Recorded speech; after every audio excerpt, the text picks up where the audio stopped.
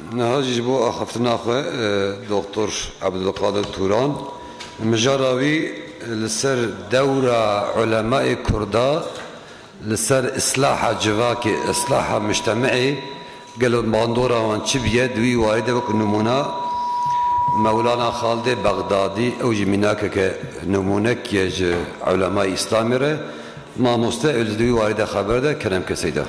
السلام عليكم ورحمة الله وبركاته. بسم الله الرحمن الرحيم. الحمد لله رب العالمين. الصلاة والسلام على رسولنا محمد الأمين وعلى آله وصحبه أجمعين.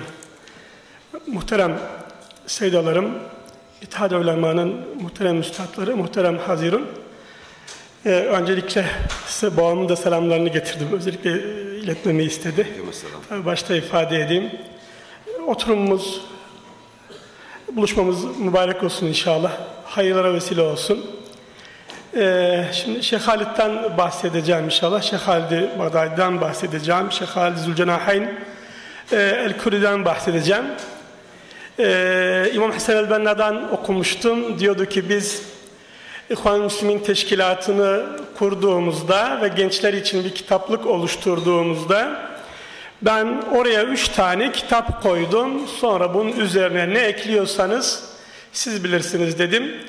Birincisi diyor İmam Gazali'nin İhya-ı Ulumuddin'i. İkincisi Şeyh el-Kurdi'nin, Şeyh Muhammed Emin el-Kurdi'yi kastediyor.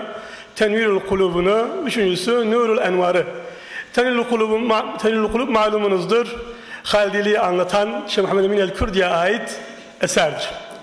Üstad Bediüzzaman Said Nursi Hazretleri Allah rahmet eylesin diyor ki gençlik yıllarımda kimse bana cübbe giydirmedi, kimse bana sarık sarmadı ama Yüce Allah nasip eyledi. Şeyh Halid'in cübbesi ve sarığı geldi bana nasip oldu diyor. Ta Cezayir'e gidiyorsunuz, karşınıza Seyyid Abdülkadir el-Cezayiri, Cezayir İslami Hareketi'nin ve Fransızlara karşı kıyamının önderi Seyyid Abdülkadir'i bir Halidi olarak buluyorsunuz. Şam'a kadar gelmiş, bizzat şeyhle görüşmüş veya şeyhin evladıyla görüşmüştür. Kafkas dağlarına gidiyorsunuz. Orada Şeyh Şamil Hazretleri ile Allah rahmet eylesin karşılaşıyorsunuz. Bila şüphe Halidi meşayihlerdendir. Sonra İslam dünyasında bu batılılaşma bir dayatmaya dönüştüğünde 2 noktada kalkışma yaşanıyor. Bunlardan biri şu bulunduğumuz coğrafyadaki kalkışmadır. Malum Şeyh Said Efendi ve Salih Begeheni gibi şahsiyetlerin öncülüğünde olmuş. Diğeri ise Aceh Sumatra'da, Endonezya'da yaşanmıştır. Şimdi buradakini biz biliyorduk, malumdu. Fakat merak ediyordum Aceh Sumatra'daki bu aşırı batılılaşmayı, yani bu ilmaniliğe karşı, sekülerizme karşı kıyamı kim gerçekleştirdi? Baktım ki karşıma yine Halidiler çıktı. Şeyh Halid Zülcenahayn'in talebeleri çıktılar. Şimdi burada çok mühim bir vaka var. Hatta daha ilginç bir nokta aktarayım ki Jön Türkler, genç Osmanlılar, bu İttihad ve Terakki'nin önderleri olan bu Jön Türkler, ilmani bir grup, esasen seküler bir grup. Diyor ki büyük sosyologlardan biri, esasen onları değişime inandıran Şeyh Halid'in Risaletül Ukdül Cevheri adlı kader risalesiydi. Eğer diyor alimler o gençlere öncülük yapsalardı, onlar seküler olmaz, onlar ilmani olmaz, bütün İslam alemine öncülük yapabilirlerdi. Şunu anlatmaya çalışıyorum. Şeyh Halid hareket önderlerini etkilemiştir, Şeyh Halid mücahitleri etkilemiştir, Şeyh Halid münevverleri etkilemiştir. Miladi 19. yüzyıldan bu yana İslam aleminde bir şekilde İslami hareket içinde bulunmuş bütün şahsiyetler isterlerse Şeyh Halid'e muhalif de olsunlar, Şeyh Halid'den bir şekilde etkilenmişlerdir. Gerçekten kendi asrının müceddidi ve öncüsüdür. Kim Şeyh Halid? Kısaca şöyle bir hayatını aktarayım, sonra onun eğitim yöntemlerinden bahsedeyim inşallah. Şüphesiz ki malumunuzdur buradaki pek çok husus. Ben sadece hatırlatmış olacağım. Ebu'l-Baha Ziauddin Halid bin Ahmed bin Hüseyin el-Şehrezori el-Kurdi veya Mevlana Halid el-Baghdadi miladi 1770'li yıllardan sonra 1770 ile 1780 yılları arasında Şehrezor'da büyük bir ilim dergahı olan Şehrezor'da dünyaya gelmiştir. Orada ilk derslerini muhterem Şeyh Abdülkerim Berzenci Hazretlerinden almış, onun talebesi olarak yetişmiştir. Kadiri aslında bir dünya, bir çevre. Büyük bir müderris olmuş Şeyh Halid 1805'e kadar geldiğimizde tahminen 30'lu yaşlarda.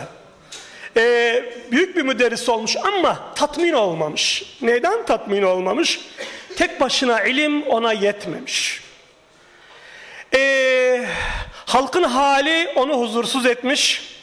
İslam aleminin içinde bulunduğu durum onu huzursuz etmiş. Malum Osmanlı İmparatorluğu o devirde İslam'a uzun süre hizmet ettikten sonra kendi sermayesini koruyamayan yaşlı bir bekçi gibi olmuştu adeta. Yaşlı bir asker, bir komutan haline düşmüştü. Toplumun hali de iyi değildi.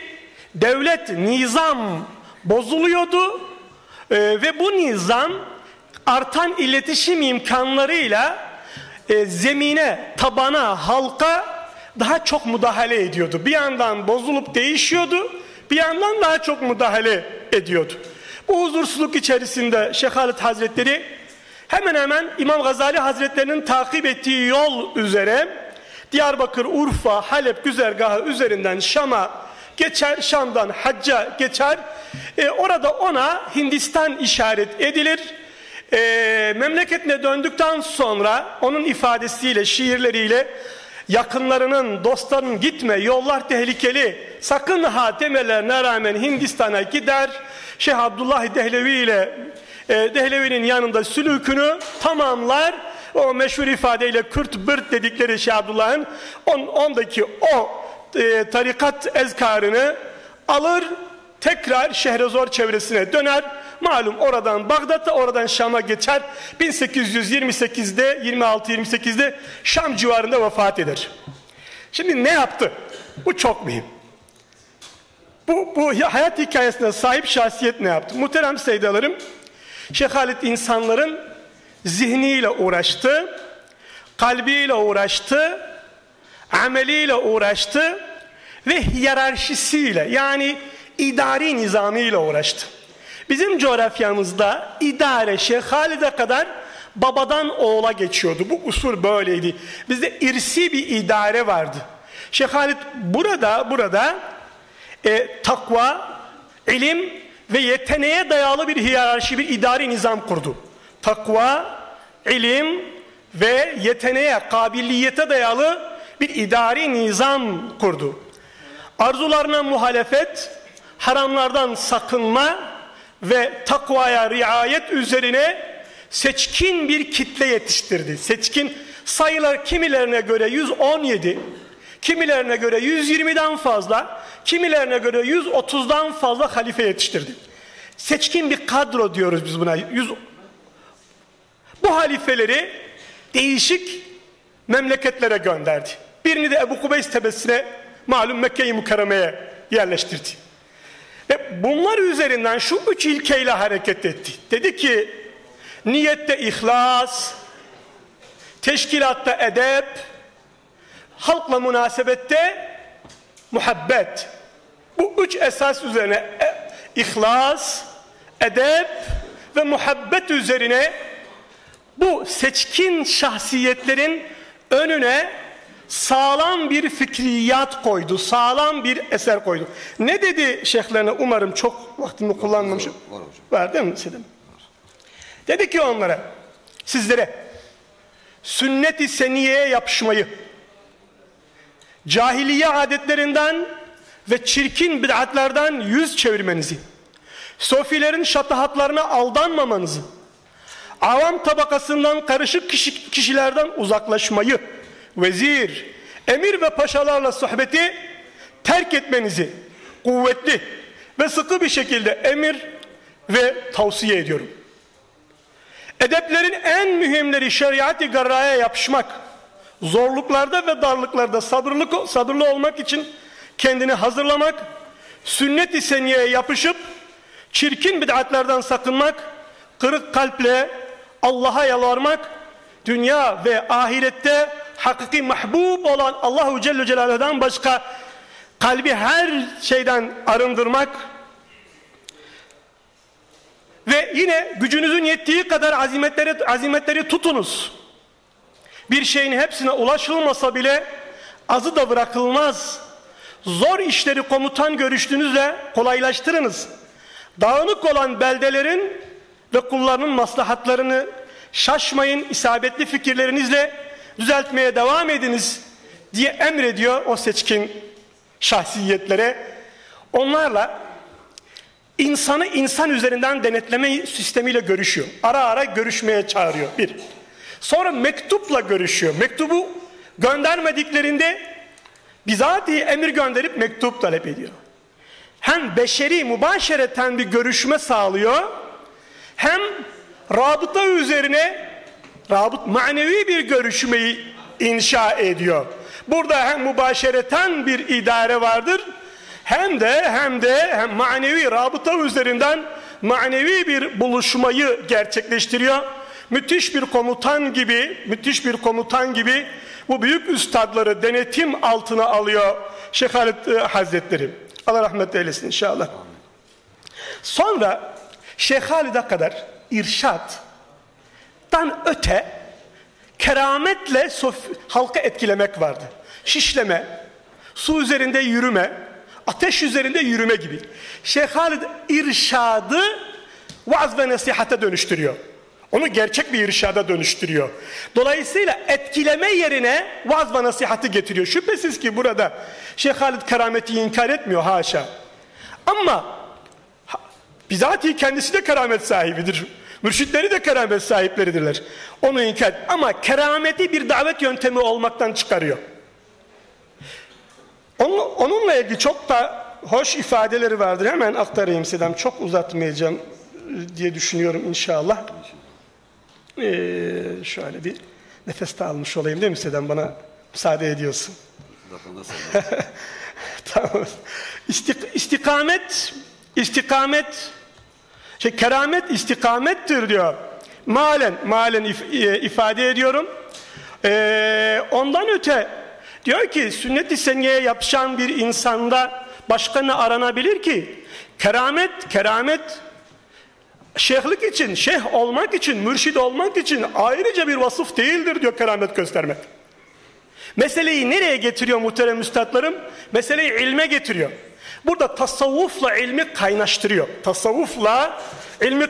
Zaten burada gönderdiği şahsiyetler hem müderristirler hem mürşittirler.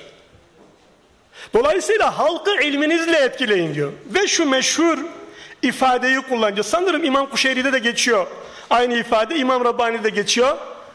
Halkla meşgul olmak mürşidi haktan ayırmaz. Hak ile baş başa iken de mürşid halktan gafil olmaz. Risale-i Halide'de bizzat geçen ifadelerden biridir. Tekrarlayayım herhalde. Bu adı tercüme ediliyor biliyorum ama herhalde anlaşılmıyordur da tam.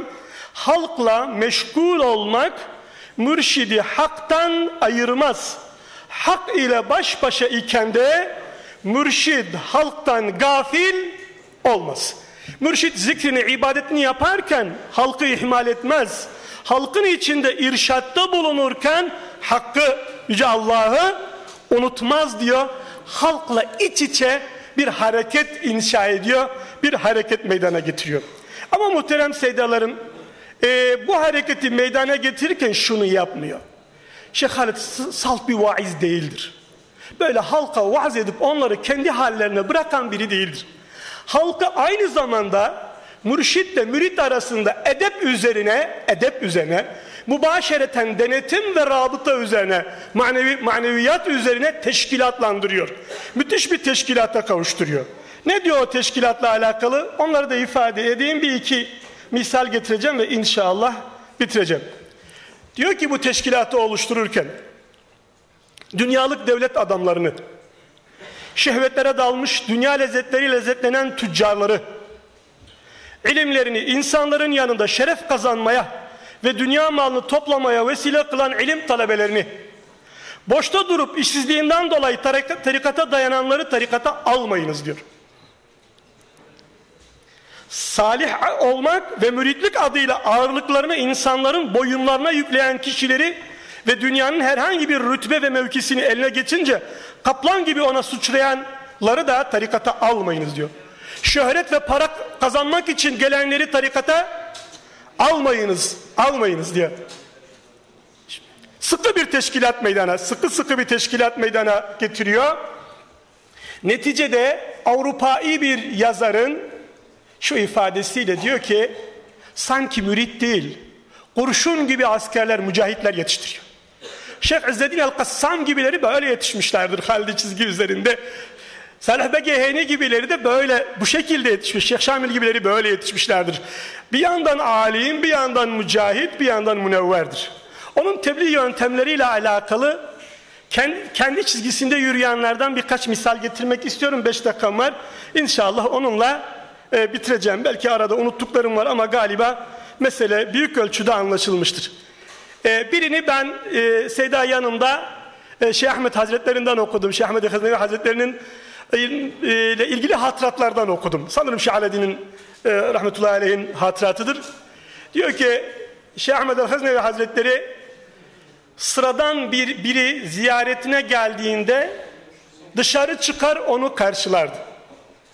Bu edep bilmeyen bir sufi olup seccadesi üzerine oturup kirlettiğinde onu kaldırmaya çalıştıklarında onlara kızardı. Derdi ki ya bu seccadeyi yıkamak bu adamın kalbini onarmaktan daha zor değildir. Sonra onunla dışarıya kadar çıkardı. Ama o Şamaran aşiretinin zalim ağaları geldiklerinde Seyda makamını terk ederdi. Oturma odasına geçerdi. O gelip oturunca Seyda öyle dönerdi. Seyda'ya sormuşlar. Demişler Seyda sen bu fakir halkın önünden kalkıyorsun. Bu zalimlere niye böyle muamele ediyorsun? Biz bir zalimin önünden kalkacağımıza o zalim önümüzden kalksın bu daha evladır diye ifade etmişlerdir ki bu Seydalarımın huzurunda ifade etmek bana düşmez. Şüphesiz ki bu Resulullah Aleyhisselam'ın davet yöntemidir, sünnetidir. Bizatihi o sünnete ittiba etmişlerdir onlar. Yine babamdan dinlemiştim. Diyordu ki biz Dargecit'in o Sarp dağlık yörelerinde henüz 17-18 yaşlarındayken Şeyh Muhammed Nurullah Seyda ile Allah rahmet eylesin sanırım Berkevan köyüne doğru biz giderken diyordu yolda uzunca sakallı bir Sofi ile karşılaştık. Başında da çok geniş bir şapka vardı.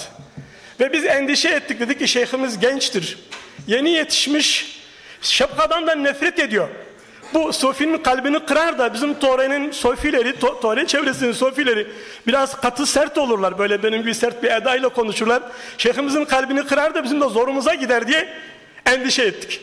Haşa diyor hepimiz atlara binmiştik. O daha mütevazi bir bineye binmişti. O genç şeyhimiz diyor aramızdan ayrıldı. Sufi önce diyor şeyhin elini öptü, şapkasını ters çevirdi.